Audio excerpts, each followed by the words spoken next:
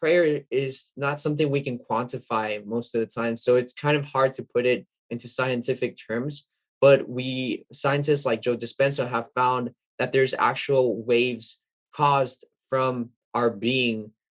There's actual waves that we're sending out when we have different emotions. You think your prayer life has developed over the time, or has there been something that you discovered that has amplified how you view prayer? Yeah, I think it has developed in terms of like changing. Yeah, I would say compared to like middle school, high school, where it wasn't like it was more about just doing what, authorities tell you in terms of what prayers to say or not say. But I don't think it really was until I got confirmed and they started talking more about how prayer is not about reciting things, reciting words. It's more about talking, having a conversation with this higher power. That I realized that prayer isn't what I thought it was or what I was taught before. Like because as a kid you're like, oh, I need to just repeat this because this adult is telling me to do it. But then as you get older, you start realizing the more of the meaning behind it.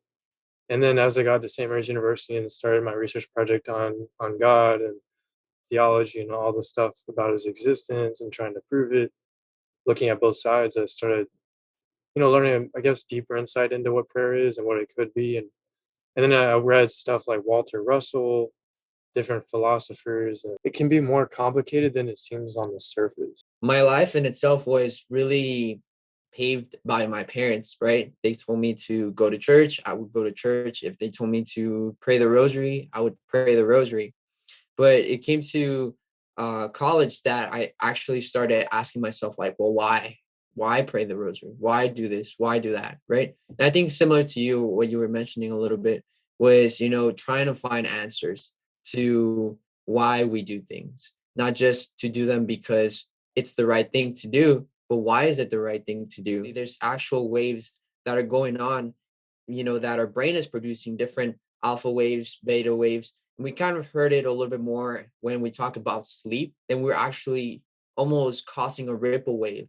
Jesus back then could not describe prayer like maybe scientists can do now, but he was trying to explain it in the best way possible to what the people could understand at the time, that he was there, right? He was not going to go into deep scientific, research about why that form of prayer was the best. That any reasonable person should be skeptical of. But like for me, I just try not to shut anything out just because it sounds strange. I like to investigate. I'm an investigator. I'm not a shut this out kind of person. So it makes me think of a lot of things that Walter Russell says that I've read from the CIA being released documents, like the Gateway Experiment, I think it was called.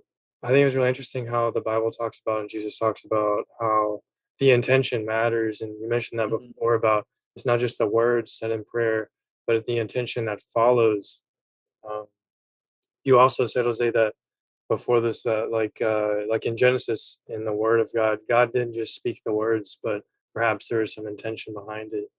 Yeah. That makes it It's yeah, it's almost, yeah, intention plus words created creation, right? using intention with prayer, as you say, with words spoken out loud, you know, is self-fulfilling prophecy. We've talked about that before. Believe something, and then that belief in our mind is strong enough to make us act in certain ways, and the world responds back to us in those ways. And it's like a cycle of, and that ties with a lot of attraction. You believe certain things, you might attract those things to you from the universe, or the attitude you have, the beliefs you have, how strongly you believe in self-doubt, all of that. And then these are some quotes here from Walter Russell, one of them in particular. He said, all knowledge is possible for anyone, and the cosmos, the universe, gives it to him who asks. That sounds pretty similar to the Bible, does it not? I mean, Yeah. I remember Yeah. I something mean, God said, yeah. like, ask and you shall receive. Yeah.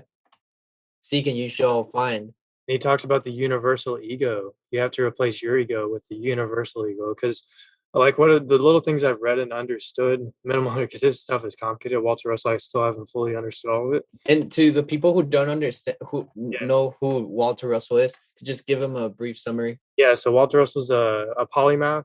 He's a scientist, a philosopher, an artist who did sculptures and I think paintings as well.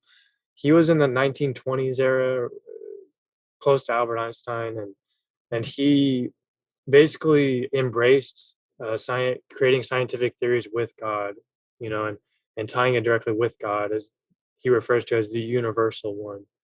He's published several books that are really kind of rare and hard to find. And there's a quote by Nicholas Tesla where Tesla said, Tesla's he's like a genius.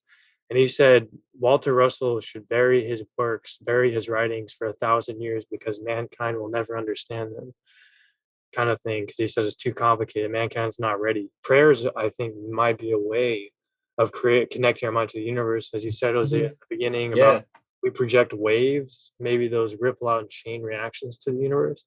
And so, real Yeah. quick, this is a CIA document I found a few years ago that was released, and it talks about the gateway, some type of gateway thing, where they're trying to understand whether intentions can affect the universe. I think it was something like that. Meditation and focusing your willpower and intentions to like affect the universe in some way. And then Hmm. you might say this is strange, right? This is all BS, right? But there was actually a scientific experiment done. People did meditation.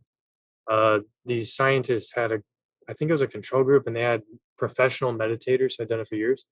And they had the meditators imagine the electron in some type of thing moving. They imagined affecting it in some way. And the experimental results showed a significant result that they were able to affect the electron with their mind. They did a meta-analysis, which is in research, you do a statistical analysis on like dozens of research studies on the same thing to see if there's consistency. Hmm. And they did do that on different experiments showing they call it psychophysical interactions. So when the mind is interacting and affecting the physical world, that meditation double-slit experiment I referenced earlier.